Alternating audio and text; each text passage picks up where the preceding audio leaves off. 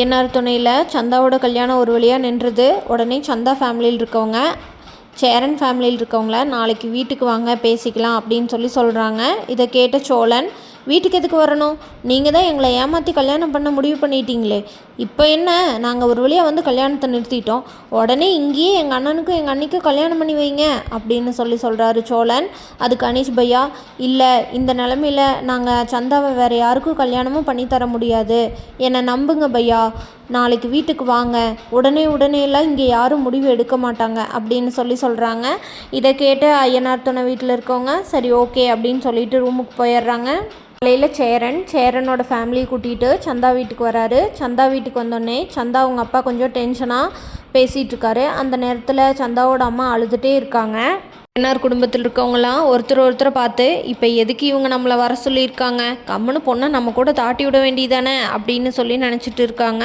அந்த நேரத்தில் அனீஷ் பையா அவங்க அப்பா கிட்ட போய், அப்பா, எனக்கு சேரன் அண்ணாவை பற்றி 10 வருஷமாக தெரியும், அவங்க குடும்பத்தை பற்றியும் எனக்கு தெரியும், நீங்கள் பார்த்த மாப்பிள்ளையை விட சந்தாக்கு இவர் ரொம்ப பொருத்தமானவர்ப்பா, இவர் எந்த வகையிலையும் குறைஞ்சி போகலை, நல்ல குடும்பம், நீங்கள் கட்டி வைங்க, சந்தா ரொம்ப சந்தோஷமாக இருப்பாப்பா அப்படின்னு சொல்கிறாங்க.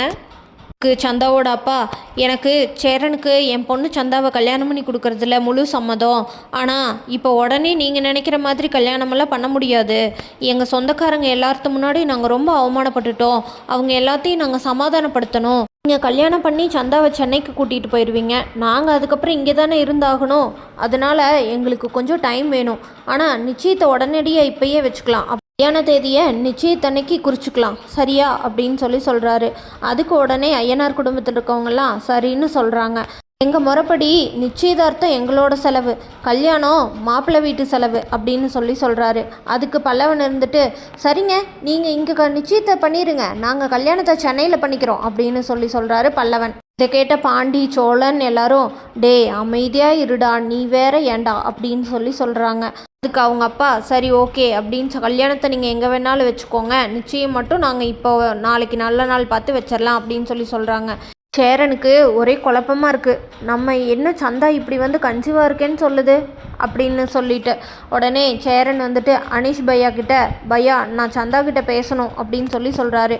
இதை கேட்டு அனீஷ், அப்படியெல்லாம் பேச விட மாட்டாங்க பையா அப்படின்னு சொல்கிறாரு.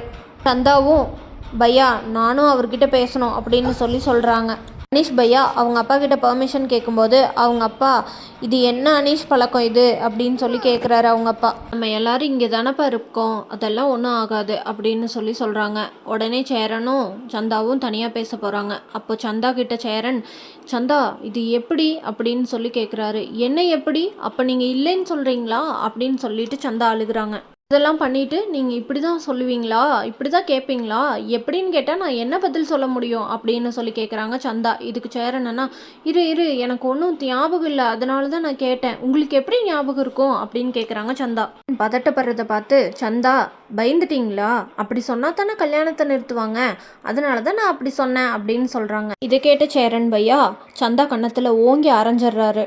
என்னை இப்படி அவமானப்படுத்தி தான் இப்படி ஒரு கல்யாணம் நடக்கணும்னா எனக்கு அந்த கல்யாணமே தேவையில்லை அப்படின்னு சொல்லிடுறாரு சேரன் அண்ணா.